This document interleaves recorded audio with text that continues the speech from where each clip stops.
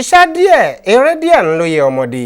Ọ̀rọ̀ tí ó gbajúmọ̀ yìí wà gẹ́gẹ́ bí àwọn akẹ́kọ̀ọ́ Prudent Standard Classes School ti Ìdọ̀tún Quarters Ìtamárùn ní agbègbè Ìjẹ̀bú-Mùṣin, ìpínlẹ̀ Ògùn ni wọ́n ti pe àwọn òbí, ọ̀rẹ́, ará, àwọn ojúlùmọ̀ àti àlejò láti rí ẹ̀dà àkọ́kọ́ ìdíje eré ìdárayá ojúlé-sójúlé inter-house sport ilé ẹ̀kọ́ náà. Akọ̀ròyìn wa Zainab Ọpẹ́níyì náà pẹ̀lú àwọn tó wà ní pápá ìṣeré Muslim School níbi tí eré ìdárayá yìí ti gbéra sọ tó sì jábọ̀ ohun tó ṣẹlẹ̀ lọ́hùn. Ẹ gbọ́ ẹ̀kúnrẹ́rẹ́ ìròyìn náà síwájú sí i.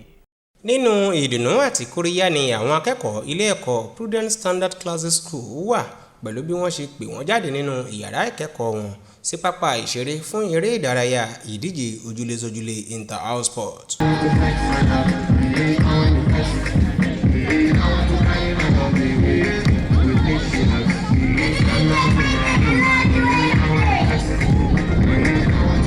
Tayọ̀tayọ̀ ni àwọn akẹ́kọ̀ọ́ yìí fi wà nínú aṣọ ìdíje wọn lọ́lọ́kan òjọ̀kan pẹ̀lú ìpinnu wọn láti ṣàfihàn ẹ̀bùn pàtàkì nínú ìdíje yìí tí wọ́n ti gba ẹ̀kọ́ rẹ̀ láti ọwọ́ olùkọ́ wọn fún àwọn òbí àti àwọn àlejò tó wà níjókòó. Eré ìdárayá náà bẹ̀rẹ̀ pẹ̀lú rírìn fanda bíi ológun níbi tí àwọn akẹ́kọ̀ọ́ yìí nínú aṣọ ìdíje wọn lọ́lọ́kan òjọ̀kan ti rìn fanda bíi ológun ní pápá ìṣeré tí wọ́n sì ń fi ẹ̀bùn tọ́lọ́run fún wọn hàn ní gbàgede. Lára àwọn ohun tó tún jẹyọ níbi inter-house sport ilé ẹ̀kọ́ yìí ni eré ìje ìfẹsẹ̀wọnsẹ̀ àwọn ilé ẹ̀kọ́ tí wọ́n kọ̀wé pé eré ìje àwọn olùkọ́ àti òbí pẹ̀lú ìdíje ta ló lè jójú náà ò gbẹ́yìn níbẹ̀.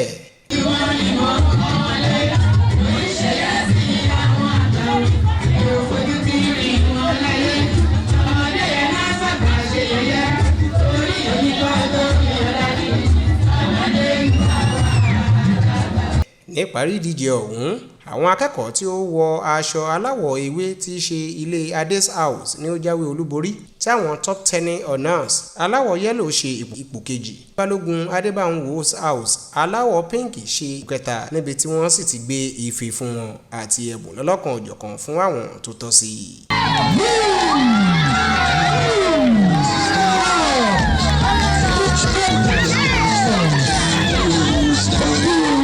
Ṣáájú ni ọ̀gá iléèwé yìí Ṣẹ̀san Ọ̀nàsẹ̀yà ti sọ nínú ọ̀rọ̀ ìkíni káàbọ̀ rẹ̀ pàtàkì eré ìje yìí àti àkóràn èyí tí yóò fà fún àwọn akẹ́kọ̀ọ́ nínú ìgbéga wọn. Nítorí pé àwọn òbí support wa wọ́n release àwọn ọmọ wọ́n fi owó support wa wọ́n tún gba àwọn iléèwé náà ní ìmọ̀ràn ní programu báyìí lè fi wá sí lálẹ́ fi rí àṣeyọrí lórí programu.